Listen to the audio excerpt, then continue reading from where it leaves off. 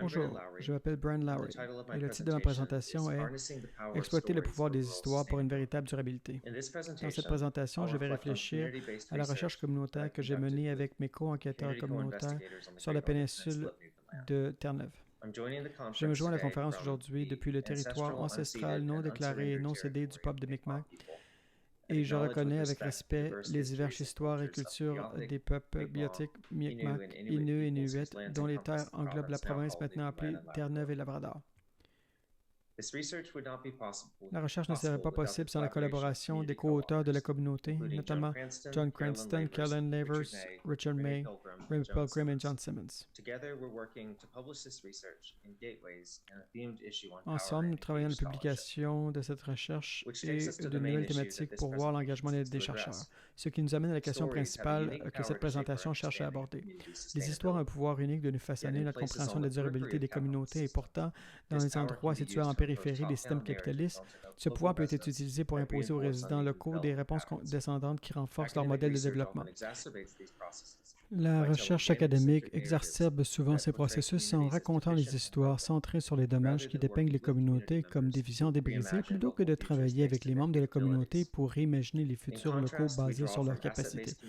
En revanche, nous nous inspirons du développement communautaire basé sur les actifs tout en considérant les notions d'économie diverses qui reconnaissent la valeur des activités économiques en marge de l'échange capitaliste, comme l'auto-approvisionnement, le bénévolat ou l'entreprise locale.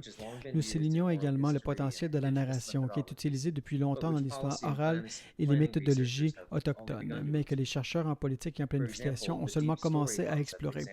Pour vous donner un exemple, le concept d'histoire profonde examine comment les frustrations latentes des groupes privés de droit peuvent être manipulées pour augmenter les mouvements politiques xénophobes. À l'inverse, la narration a également été explorée en tant qu'outil de mobilisation des citoyens autour d'un programme de durabilité inclusif. Pourtant, la recherche sur le développement durable raconte souvent une histoire centrée sur les villes, alors que les communautés rurales et basées sur les ressources naturelles ont joué un rôle dans les transitions vers la durabilité. À Terre-Neuve et Labrador, les communautés rurales côtières sont souvent présentées comme des victimes de l'histoire tristement célèbre de l'effondrement des pêcheries en 1992, ce qui a ébranlé les fondations de la province. Près de 30 ans plus tard, les voix influentes utilisent un ensemble étroit d'indicateurs socio-économiques pour raconter une histoire négative sur les régions rurales, soulignant les incertitudes économiques de la province pour justifier le retrait des services publics tels que les traversiers et les soins de santé dans les communautés rurales. La péninsule du Grand Nord possède un riche héritage de culture autochtone et européenne, y compris la seule colonie viking connue en Amérique du Nord, dans un contexte où se croisent identités anglaises, irlandaises, mi'kmaq et françaises. Cependant, on parle souvent de ce territoire, non pas pour ses atouts, mais pour ses défis. Elle est frappée de plein fouet par un moratoire et la communauté continue de subir un déclin démographique rapide, perdant environ 7 % de sa population entre 2011 et 2016. Les médias et le discours universitaire se concentrent souvent sur ces tendances pour raconter un récit global de déclin. Par exemple, un article de temps de 2016 de la Société Radio-Canada anglophone concluait que c'est l'histoire de la péninsule du Nord, soit une forte immigration des jeunes. Celui-ci a l'un des âges médians les plus élevés au pays et sa base économique est au bord du gouffre. Bien que ces évaluations puissent faire part d'un journalisme accrocheur ou d'une recherche convaincante, elles ont imposé des récits descendants sur la péninsule du Nord et d'autres régions rurales, tout en omettant de reconnaître les atouts que les communautés peuvent exploiter pour inverser ces tendances.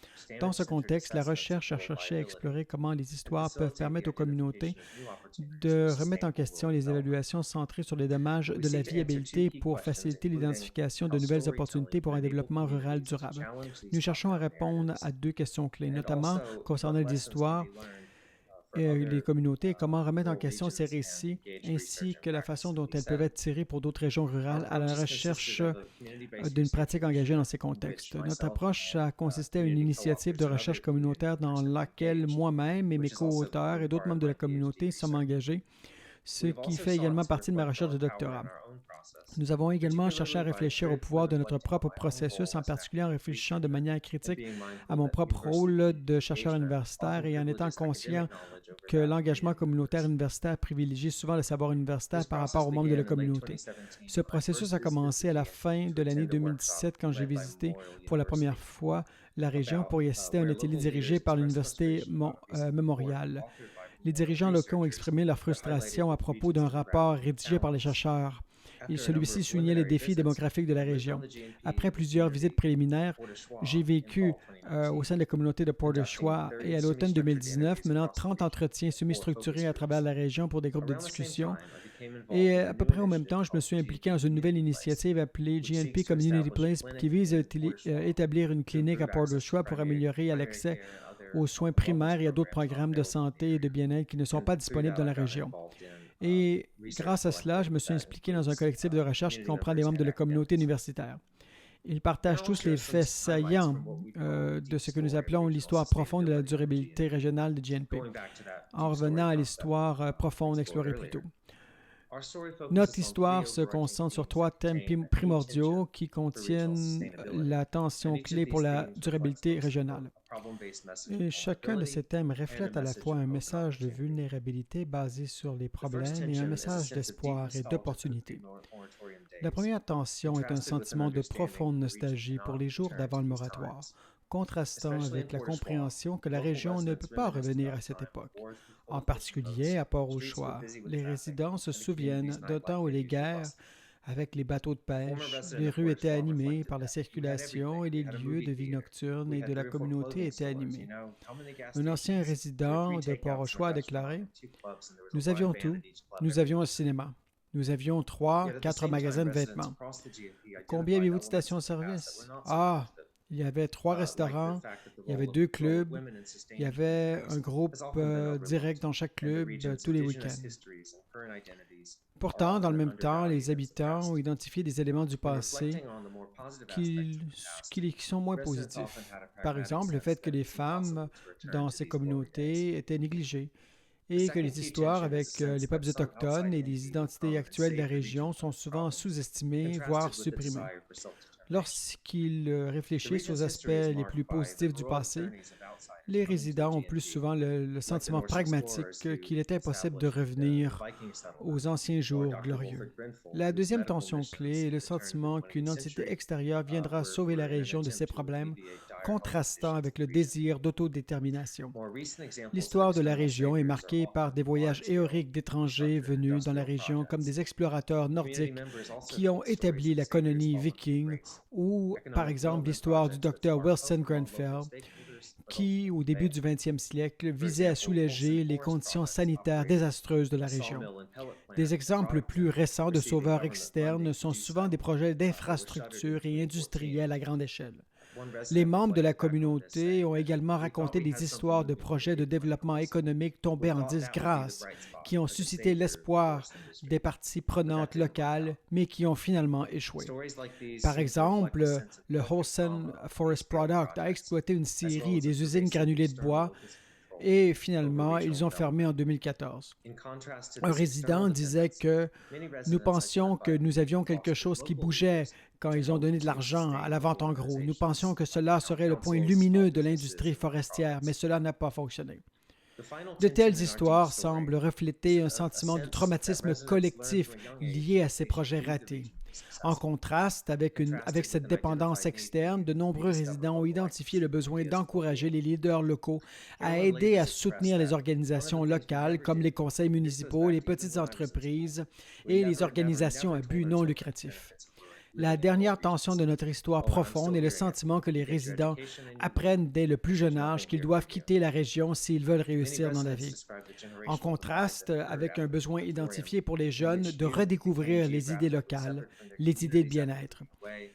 Les leaders ont exprimé que l'une des choses que nous n'avons jamais faites, et cela remonte à l'école où j'étais à l'école, c'est qu'ils n'avaient jamais dit à leurs enfants qu'ils pouvaient vivre dans ces régions rurales.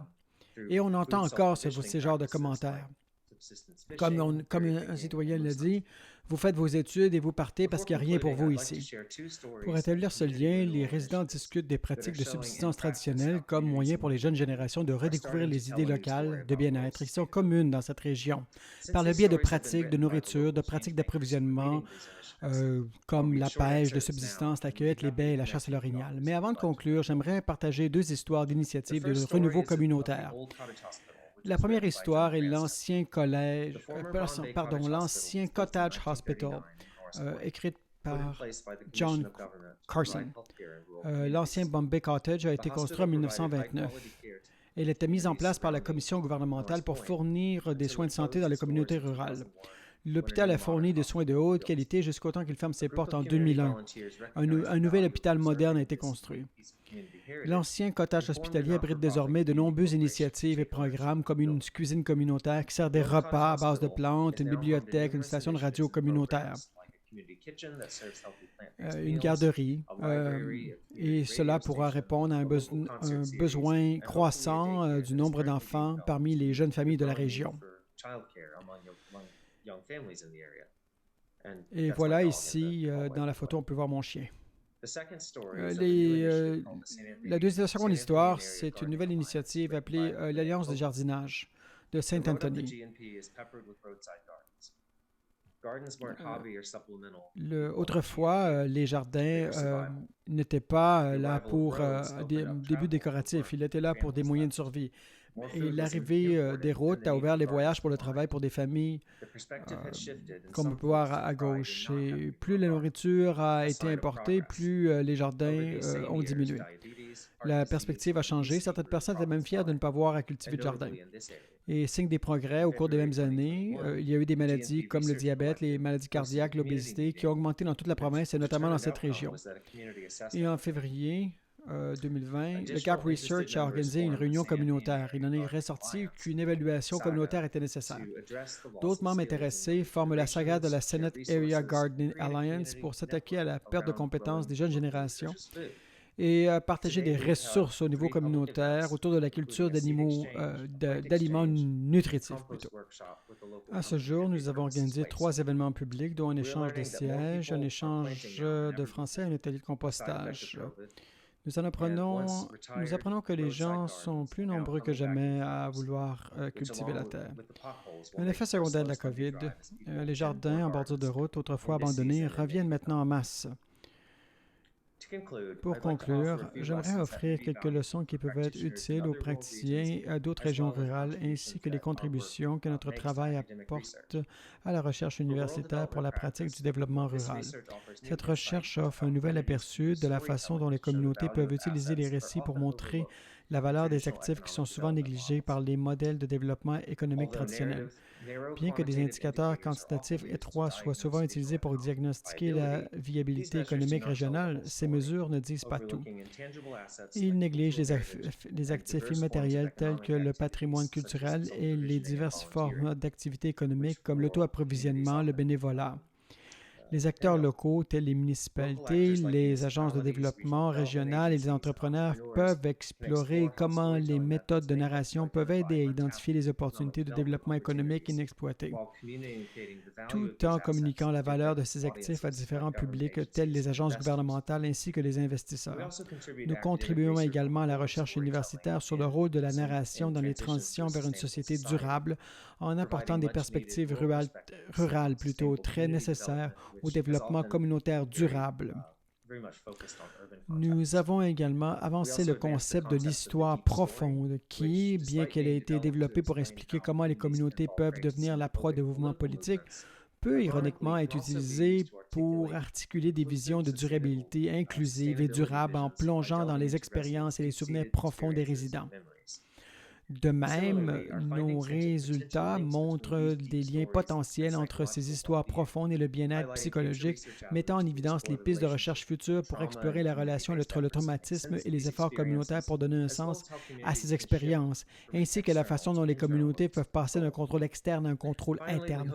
Enfin, nous espérons démontrer que la narration peut servir à la fois de lentille théorique pour explorer les questions de développement communautaire et de processus de recherche pour réduire les déséquilibres de pouvoir entre les chercheurs universitaires et les membres de la communauté.